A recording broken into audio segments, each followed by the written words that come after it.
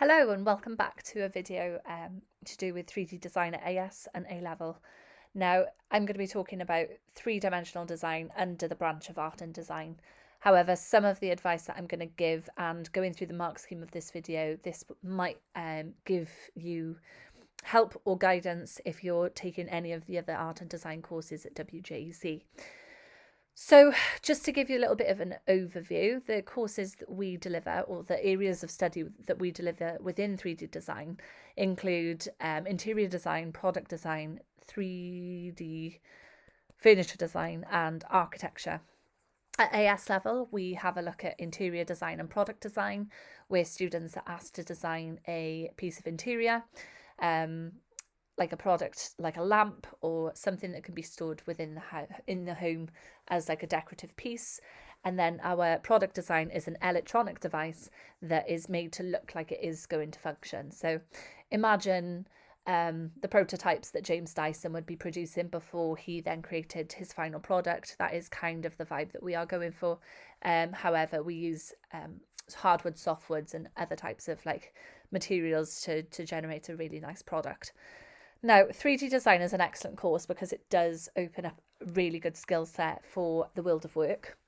With that said, ex-pupils have gone on to study things in universities such as interior design, architecture, motorsport engineering and so on. And the reflection on our CAD work has been exemplary. So these videos are meant to help provide guidance and inspiration for your work that you're producing for this course. However, please do not copy any of the work. By all means, take inspiration, but plagiarism is obviously not tolerated. Now, I'm just going to dive right into explaining the areas in terms of what we assess on within AS and A Level. I'll also be going through the mark scheme in a few moments' time, just to show off what is expected of you to get those band 4, band 5 marks, which would be your B's, A's, A stars, which is obviously what we're all intending to get. So what do the AOs actually mean? Well, we've split them up into AO1, AO2, AO3, AO4. And this is essentially what you need to abide by in order to generate a really good quality sound piece of work. And this can be generated via like a portfolio, a video, however you can explain your journey of design going from A to B. So AO1 then is the development of your ideas. They have to be informed by contextual study of past and present 3D design in our own or other cultures and source such as fine art, film and television and textiles. So the idea is that within your research section, have you studied areas of design that can then influence your own design process, your own ideation. The key things that we look at AS level are nature and geometry. So if you can think of a product, is it inspired by nature and geometry? An example being the bullet train. The bullet train in Japan was actually inspired by a kingfisher, and if you look at the aerodynamics of that bird, that was then used as inspiration to design in the aerodynamics of the train. And this can be seen all over the world with various products, whether it be aerospace engineering or just simple product design and interior design that you see around the house. So this is what we deliver during AS. A level then we obviously look at architecture, and then every single year it changes depending on the design briefs that come out in February for the exam. For architecture we have a look at things like Baroque, we have a look at modernism and other architectural studies, which then obviously apply to the past and present, so any previous architecture movements versus the more modern. And that then should influence your work. How can you then incorporate it into your own design process? This is how you are meant to be showing off your AO1. Under AO1 as well, it states awareness of the variety of factors that influence the purposes, meanings and context of 3D design, such as ergonomic factors, so how the product will be used, economic considerations, not making it too expensive, production methods, how will you make it, and the practical criteria of a given space. So obviously we will not be making anything 10 foot tall and about 60 foot wide. We're not making boats and yachts. Okay, so we need to have relevant knowledge of working arrangements within which particular 3D outcomes are produced, such as in set production for a stage play. So you're making something for a specific environment. Understanding that such designers most are essentially responsive and collaborative. Responsive meaning that there is a want or a need for the product. We're not designing something that isn't aesthetically pleasing or doesn't actually have a function. Otherwise, what is the point of designing it? Those of you that took maybe product design at GCSE, you would understand the reference, the 95th percentile. And this means, for anybody that doesn't understand that, designing for the 95th percentile it makes it most accessible to 95% of the population. So if we were referring to Wales, 95% of the population should be able to use a successful product. If it doesn't apply to 95% of the population, then the product is not successful. It can't be used by all, and it is rather exclusive. And that's what I mean by responsive. Okay, so analytical skill, critical and contextual understanding in comparing and contrasting the work of relevant 3D designers and other contextual sources, and in the formative. I'm going to pause there because I do want to draw on the designer's reference. Now, we take a look at obviously product designers such as James Dyson, Bethan Gray, Ross Lovegrove and so on during AS level, and then we focus on Frank Gehry, Frank Lloyd Wright and Zaha Hadid, Dame Zaha Hadid with regards to architecture A level. Now, I would like to see more students venture outside of that given set list and have a look at specific designers that inspire them. So I always see the same designers crop up over the years, and now I'd like to see some other architects and some other product designers, interior designers creep into portfolios to make work more unique and individual. Picking back up on that, formative and summative evaluation. Formative means that you're going throughout your work and responding to each page. Essentially, you are given an analysis of the designer's work or of some research throughout your work. Summative is over the period of like the research section, what have you collected and summarized? So summative, summarize. Perhaps at the end of your research section, you create a summary of what you would like to carry forward into your design process. Formative is that constant annotation as you go throughout the work. So your evaluation of personal design processes and outcomes. Personal responses to inspirational images rather than the production of cut and paste mood boards, meaning that if you've got a page just full of images, that page obviously can be used as inspiration, but it'll probably carry no marks as there won't be any annotation. And what I mean by annotation is we're looking for how are you taking inspiration from that designer's work? How are you taking inspiration from the research to do with you, either biomimicry, nature, geometry, and so on? Is there anything that stands out to you? Is there anything that you don't like about the work? Is there anything that you do like and you'd like to carry forward? Describe it, be analytical, talk about it. We want to hear like your journey, your thinking, and your analysis. So reflect on it in detail, reflect on it as a journey. How do you get from A to B? A being the start of the project where you're doing your research and B being your final product. How did you get there? Okay, so that's a summary of AO1. AO2 then is essentially your make and how have you actually made your product? Have you made it to a high standard? Have you experimented with processes and materials such as wood, clay, plastic, metal, card and paper? Our key materials that we use throughout our course are wood, sometimes plastic, card definitely for the architecture product, but we also do play with foam as well to generate some models. And then obviously you need to have a safe use of suitable tools and equipment, which obviously should be monitored by your teacher or your person in charge. You can include technical details within your work, but it should be selective and concise. We don't want to see, unlike GCSE product design, where you talk about like your Gantt charts and your manufacturing plan. That's not really the vibe at A level. We're just talking about experimentation with woods. Maybe you've tried out different varnishes, maybe you've tried out different wood stains on the piece of wood and you've selected one for a specific reason, maybe it enhances the aesthetics. That's the kind of thing we want you to display within your work, rather than step 1, I did this, step 2, and so on. Concern with technical processes should not assume greater importance than the progression of creative ideas. So we'd rather have a select pages showing how you've gotten from your first design idea to your final product. And that takes priority over displaying the actual project diary. Okay, the second bullet point then states exploration of stimulating resources and workshop-based and environmental sources to develop innovative ideas. Innovative basically means new and unique, with due regard to the use to be made of the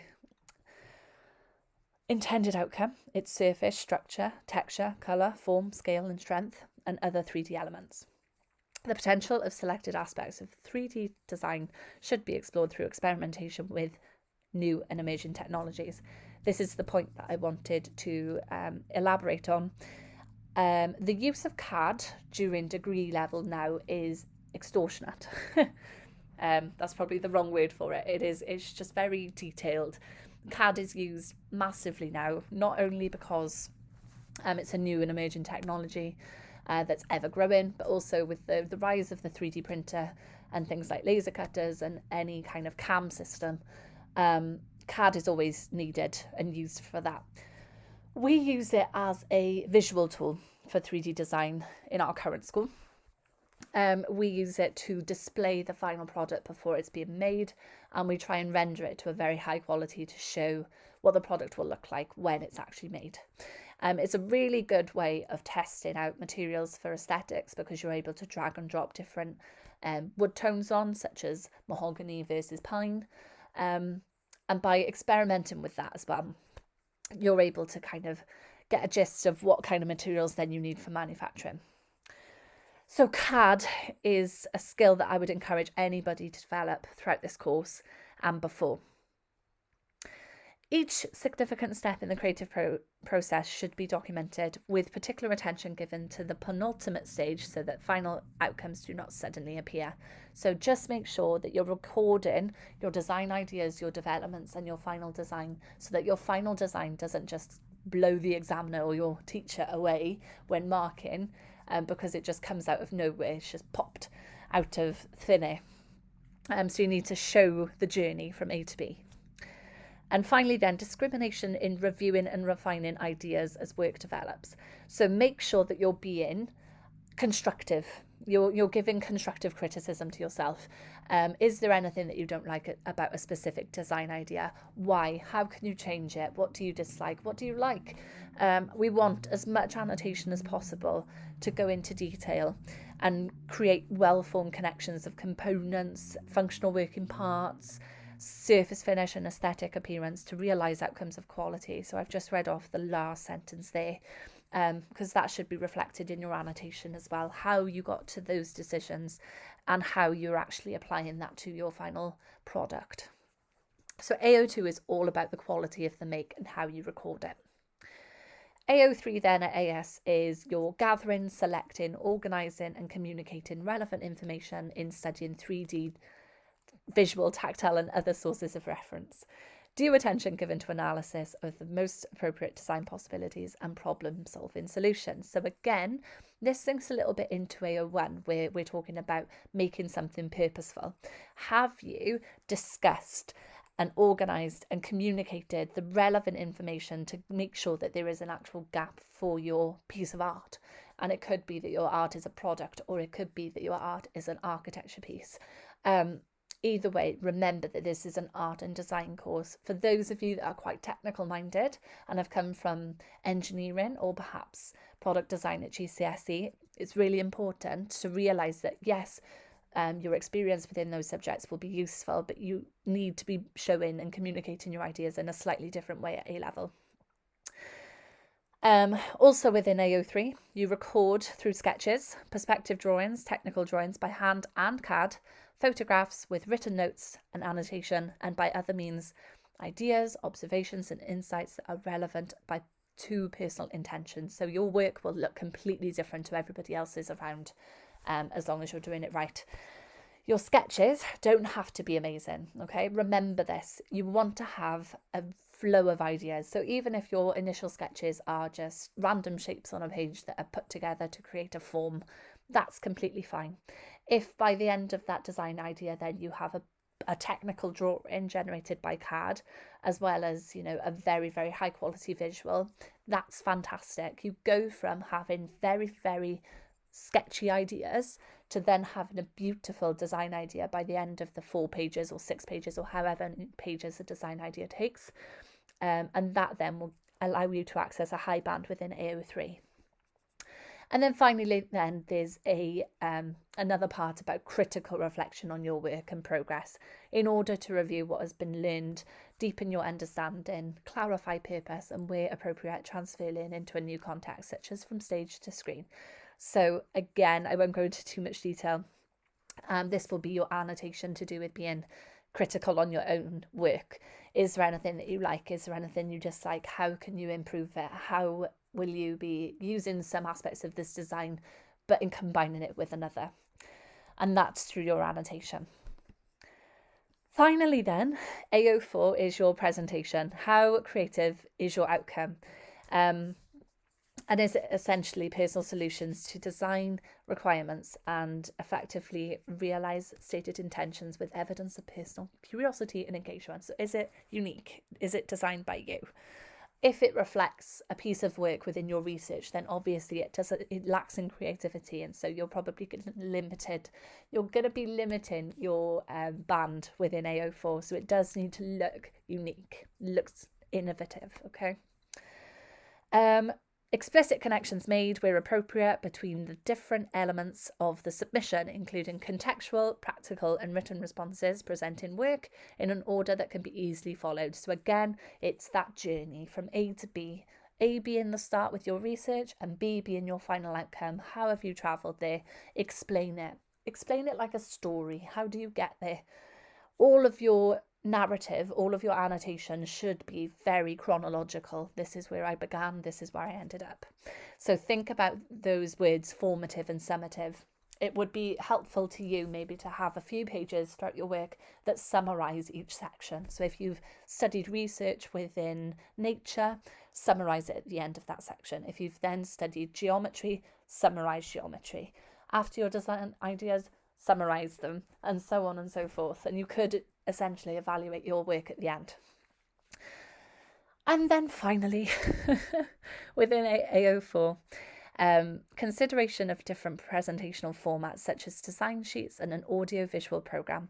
For us, we design our portfolio electronically and then generate a PDF at the end so that it can't be edited. And then we also have a sketchbook for any design ideas. Lots of students go over just having one sketchbook and expand onto multiple. And this is really good for university submissions. These are things that you can be taking with you to interviews for university and showing off your design skills there. So have a think about how you'd like to present your work. It isn't written in the rules that you have to generate your ideas this way. However, this is just easiest for the situation that we're in as a school. Ways that I would present my work personally would be through video format. It could be that you do it as a final video where you talk through it, and also have that alongside a portfolio, or you could have it as a dialogue, so you're talking through your work as well as anything else, but it's completely independent. It's completely up to you. And I would also make sure that your prototype is to a very, very high standard by the end, so it could be then given in with your portfolio and your sketchbook. Okay, A2 is a little bit different, but I'm going to save explaining A2, which is your A Level, Year 13, for another day. So if you are going into Year 13 and would like a video like this, then keep an eye out. It will come, just not as part of this video. For now, I'm just going to scroll down and open up the mark scheme for the bands. Here we go. Right, so this is AS. You can see the bands at the top here, AO1 to AO4. but with less detail within the boxes below. And you can see the bands. We've got 5, 4, 3, 2, 1, and then 0. 0 is no response given. So I'm only going to be really focusing on 5 and 4 for today because these are the most useful. And I won't be going into too much detail because the mark scheme is quite easy to follow. So just to start off then, AO1 is the development of ideas. And if you've been critical and understanding of the research that you've created and delved into, have you applied the research into your design? If you've got a thorough development of ideas through sustained and focused investigation, and you've got rigorous analysis and annotation and comprehensive responses, then you will be in the 33 to 40 mark zone, and that would probably be your high B, A grade at AS level, which then opens up the possibility of achieving an A or an A star then at year 13 or A level. So my advice would be to try and get into this zone with all of your AOs within AS level. So those key words then for this band would be thorough, rigorous. Have you gone into extensive detail? Have you been critical of your work, and so on and so forth? Does it flow nicely? Have you made sure that the detail is consistent so you haven't started off being very analytical and tailed off towards the end of your project? Have you kept it consistent? If you have, you'd be a band 5. Band 4 then, you're given a reasonable amount of information and analysis. So if you're being detailed but not going into too much detail or being rigorous with your analysis, then perhaps you'll be limiting yourself to band 4. And then obviously band 3 would be some development, and then band 2 would be limited, and band 1 very limited. AO2 is the exploration and select appropriate resources. So that's your make. Have you selected good evidence of selecting appropriate resources, media and processes? And are you confident in exploring materials or skillful controls of techniques to exploit their creative potential? And have you created significant relationships between the working methods and the outcome? If you have, fantastic, you're band 5 of AO2. If you've done it to a good standard instead of an excellent standard, then you're limiting yourself to band 4. AO3 is the good ability to record observations within your research and other experiences, ideas, and insights relevant to intentions, and then rigorous and effective critical reflection of your work. That would be band 5, and then reasonable ability and reasonable effective critical reflection would be limiting you to band 4. And finally then, AO4, presenting a personal and meaningful response that realises intentions. If you've been imaginative, innovative and personal with your responses, and you've got significant connections between all of your work, whether it's your observation and drawings, your annotation, your research, your design ideas and your final outcome, if there's connections between it all and it flows nicely throughout your work and you've shown the journey from A to B, then you'll be accessing band 5. But if you've done a relatively good job and you've been reasonably imaginative but maybe taken a little bit more inspiration from pre-existing products or architecture, then perhaps you're limiting yourself to band 4. The key things to remember within band 3 is some. Band 2, limited, and band 1, extremely limited. It's not worth even having a think about 0. That's just if you don't manage to record anything. So this has been a summary of AS level 3D design. Even though it's been a focus on product design, interior design, with hints of architecture, please remember that this is just guidance through the AO1s, 2s, 3s and 4s and the mark scheme, and it's just a little bit of an assistant, a bit of a guide to show you exactly what you need to have within your work in order to get a high mark. So it can be applied to other things, not just within 3D design, but perhaps within graphics, photography, etc. as well. So I hope this has been useful. Drop a comment below if you need a question answering, and I'll try and get back to that. Any questions, let me know.